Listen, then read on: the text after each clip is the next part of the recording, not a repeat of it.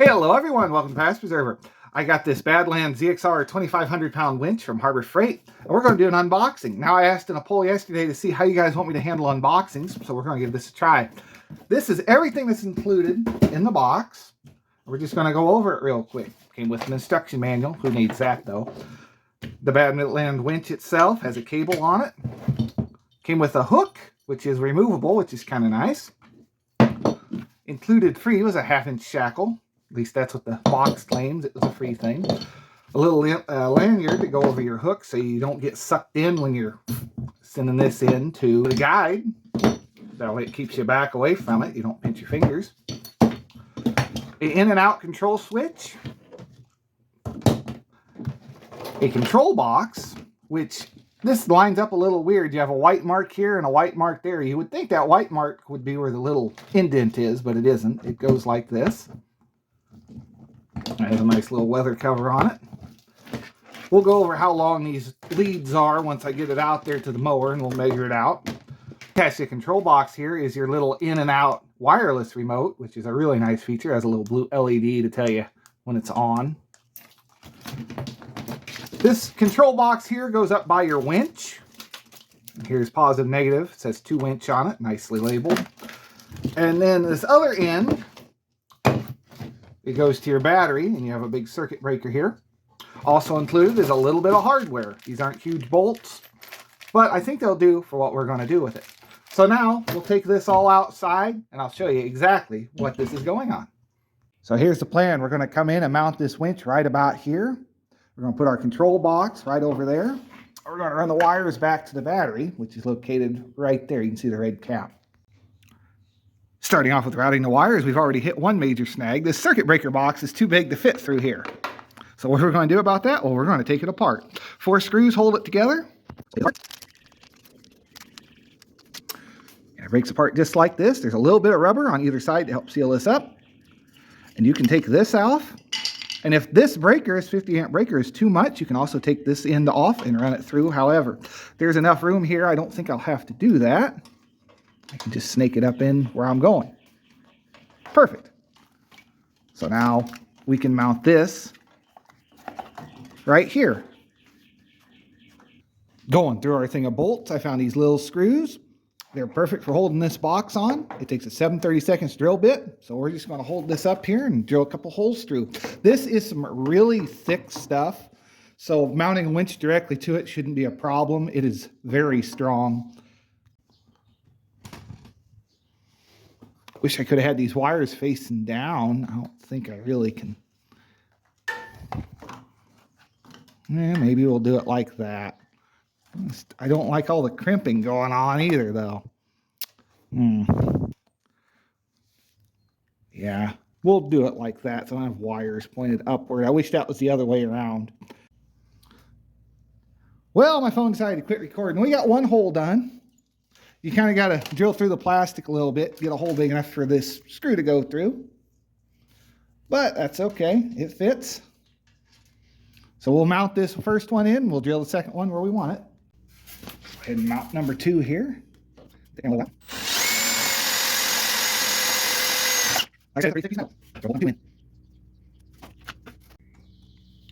And just like that, we have our control box installed.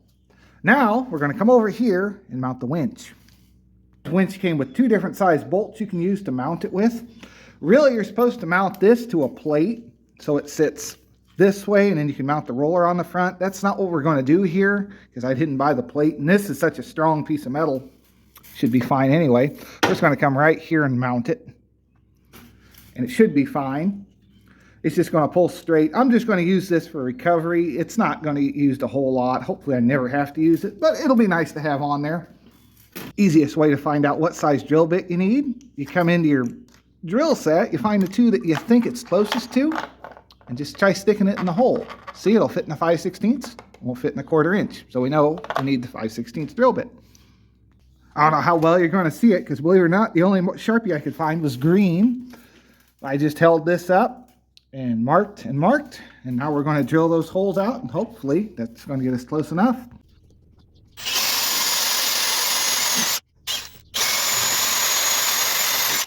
Now that our pilot holes are drilled, I just use the 7/32 as our pilot holes. We're going to come in here and take the big bite. Maybe.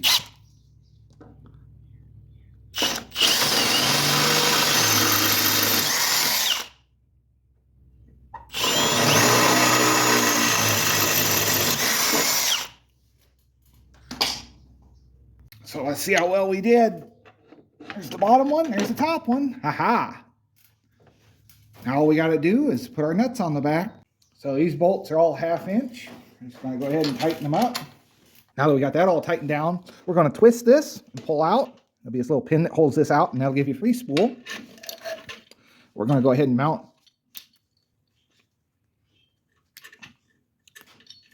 our hook right here like this. Our cutter key back in. Go ahead and bend that out.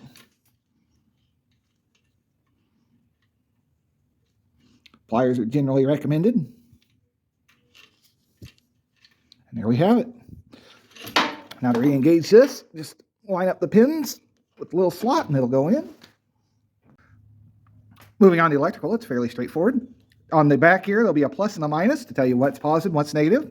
Red's positive, of course. There'll be 2 washers underneath this nut. Go ahead and put one down, your wire, your second washer, and then the nut.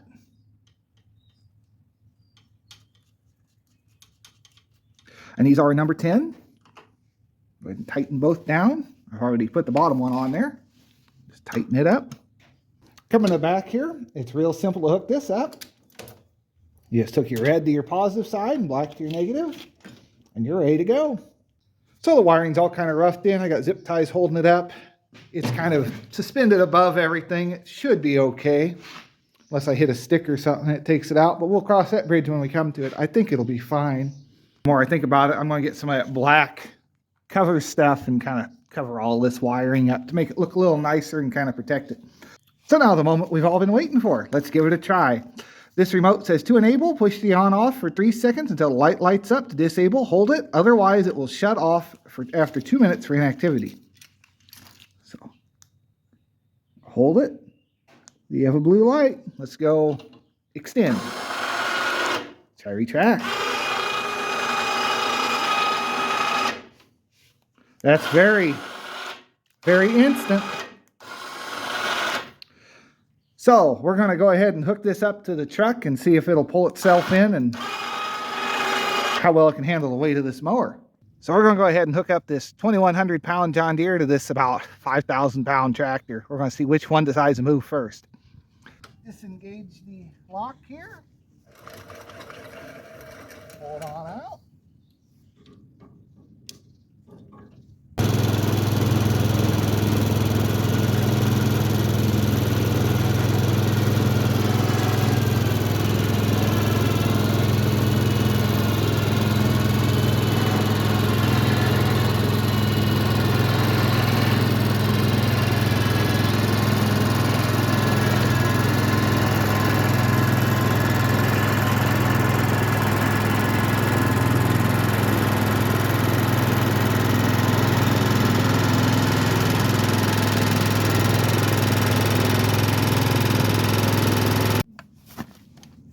As you can see, it actually did a pretty good job. It didn't get too far out of alignment, but it cut a little bit.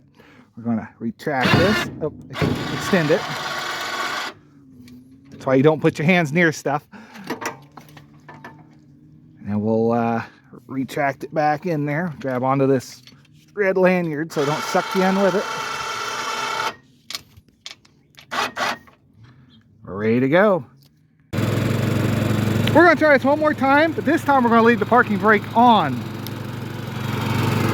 see. The wheels are locked up. She's still pulling her forward.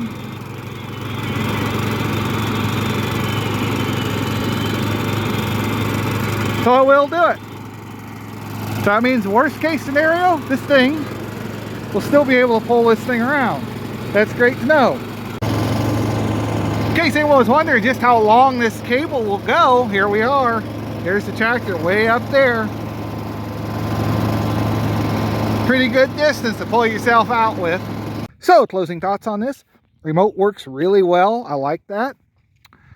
Really easy to mount. I do recommend getting the correct plate and mounting this the other way so you can have that roller guide on it, because as you saw here, it didn't really go back together very well, but thankfully it didn't mess it up either, so it's fairly easy to pull it out. So it still works. And like I say, this here is just emergency worst case scenario. This thing ends up in a ditch. Going to try to avoid that in the future. I never really went over why I bought this and why I'm doing this. Kind of knotted that up, so I still got it there.